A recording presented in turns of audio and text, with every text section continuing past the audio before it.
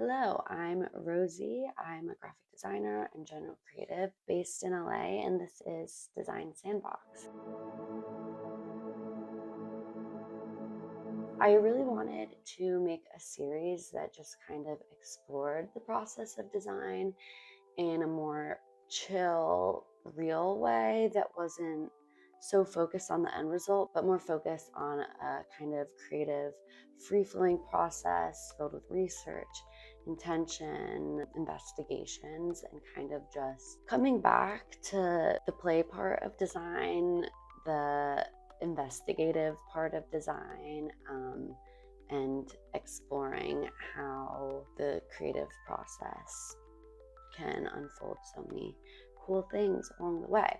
So yeah, that's kind of what I hope for Design Sandbox. So let's get started. For my first project, I knew I kind of wanted to experiment with two things: analog animation, and then also, the big trend right now, I feel like in design, is transparency paper and branding, that like kind of cool print style. So naturally, I thought, like, why not bring the two together? Kind of play with that a little. I have some inspiration, as you can see here. There's another level to this project, almost on more of a meta level, because this is my first project doing this video series in this video format. So really, the experiment here wasn't even just the design, it was also figuring out how I wanted to document my process. And originally I had filmed like a whole other video, made a whole other design, but none of it felt right. I completely scrapped it. I was trying to like live record my process and how I did it, but it didn't work at all. The problem with this method was that it was the complete antithesis of how I actually operated when I'm designing. Like, my process is super roundabout and experimental. I make so many different variations and wanders and tweak. I go down these weird avenues accidentally, and that ends up being the design sometimes. So that's a really hard thing to live record. Conceptually, when I'm designing, I'm pretty like intentional and strategic, but construction wise, it's just kind of vibes and whatever. So in theory, I love the idea of letting the camera in, but in practice, it just kind of ruined the magic. So I scrapped it all together, did some thinking, and I realized I kind of needed a more retroactive approach. I would just kind of design how I normally do, but take notes along the way. And this ended up scratching such a new itch for me. Like, I felt so much more present in my design process, and I was just able to kind of dig up a lot more while I worked, which was really cool. So what you're watching now is kind of post facto me screen recording my Chaotic desktop, my Sublime boards, all the like links and like some records I took while I did it. And yeah, just gonna go through what I did and some reflections that I gleaned along the way. So visually, I knew what I wanted to do, but then I needed to kind of figure out what my concept was. And it being January when I was making this, I had my 2026 vision board, and I wanted to like maybe do something that took a theme from that. This is my beautiful vision board. But I had this quote from a Leonard Cohen song anthem, "Forget Your Perfect Offering," and I kind of thought this was really perfect for this project. A huge part of what I'm trying to bring into my like creative practices this year is doing stuff for the sake of the process and the learning and just doing it instead of having this perfect outcome. And also, I thought it was perfect in a more specific sense for this project and doing it for this video, because this is new for me, filming a video and making this new series, figuring out the format. So it felt, for lack of a better word, perfect, as a reminder that I'm figuring out as I go, and that's okay. And that's what makes things beautiful. So I have my visuals, my concept. So I wanted the top layer with the transparency to kind of be like animated type and some kind of flourish, just like black line. And then underneath, I wanted like an analog animation of a video. So I went over to Death to Stock and I found this video of just a woman swimming in the ocean. And I don't know, I thought it was lit very pretty. I liked the colors. One thing about me, I'm obsessed with the ocean and swimming. Like, swimming in the ocean is one of my favorite places to be ever. So that felt like a bit personal to me, and I just kind of like how isolated and like choppy the water is. I think it all goes with that like perfect offerings. So I downloaded this video and then I brought it into Photoshop and just like converted the video frames to layers, took the video, and then it made like a bunch of frames, which was nice. And then I went in and I like set it up into a template, which I was going to scan later. Did some color corrections to make it a bit more filmy, grainy. I have a nice Rezo effect that I use to add some like grain and yummy textures to it all. So did that, and then I went on Pinterest and I found kind of like a vintage embellishment illustration.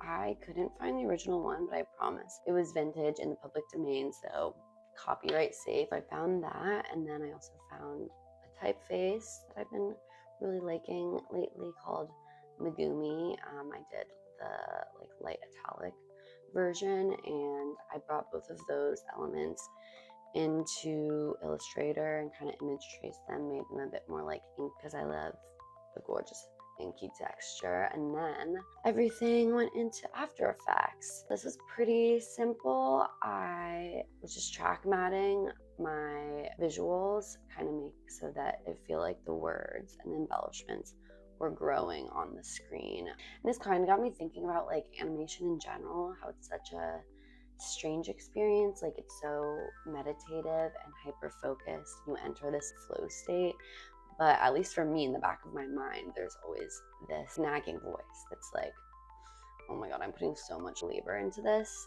and I don't even know if it's gonna be good. And it was interesting. It kind of made me think a lot more about the larger design process, how that's just kind of part of the deal. Most of the time what I end up making is hardly even close to what I imagined, but it's like a good kind of different where it's even better.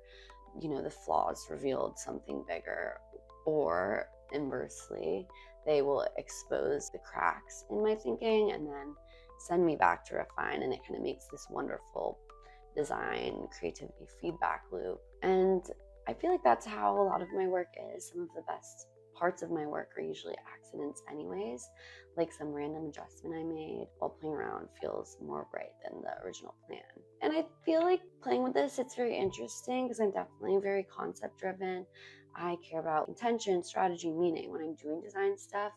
And I don't know if I've fully reconciled intuition versus control in design and when you're using what. I mean, I think for right now, how I operate is just that kind of like yin yang of vision and surrender. You want to hold the concept tightly enough to guide you, but also loosely enough to let that kind of creative, mysterious thing happen. So yeah, those were just some thoughts I had while I was doing this animation process. You can see how it ends up here. Like I did the side flourish, it grows, and then this is it all together, which I exported this and then I brought it into Photoshop and did that same frame sequencing, and then I laid them out all into frames, into print templates, and then I printed them out. And that was just kind of a wonderful moment of, okay, I think I'm gonna like how this looks. So talking about before, it's that payoff of wondering, oh my god, is all this labor even worth it? And then once you finally start like putting it together and it's like, gonna be good, I think we're cooking, yes. And then I just went through, scanned it, and then I brought it back into Photoshop to animate. And here is the final result. Yay, cute.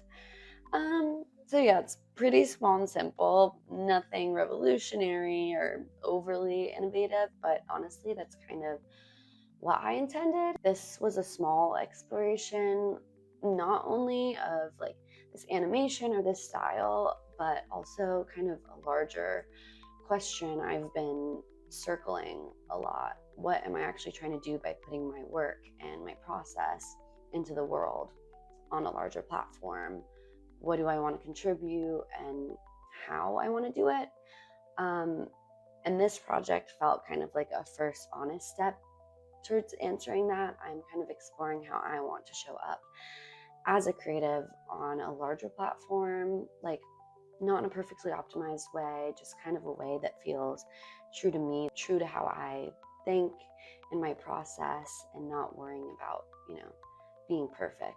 Because the truth is, I think the most alive parts of design happen in between, the awkward stages, the part where you're not sure if it's working yet, in the doubt, and then stacking of these ideas and papers and frames and thoughts until something just kind of like clicks. And I think maybe that's really what this series is about, not presenting perfect work, but documenting the becoming of something in both a tactile and a philosophical sense, getting comfortable making things publicly that are still forming and showing it anyways, even if it isn't perfect, showing that strategy and intuition can coexist, that control and surrender can really collaborate with each other, and they should in a design process. So yeah, this is a small piece, but I think it represents something bigger for me, and maybe it will give someone watching a little bit of confidence just to let go of whatever their perfect offering is and learn, share, even if it's nothing special, because I think that's how we get better as creatives, also probably people in general. So I hope you'll stick around as I continue to explore and expand in this space, testing mediums, ideas, philosophies. You can follow me at Hossie in Design on Instagram if you want to keep up with my design work, and also check out my freelance website, links below, for any of your creative help needs. Thank you for being here at the beginning of this little sandbox experiment, and I'll see you next time. Bye.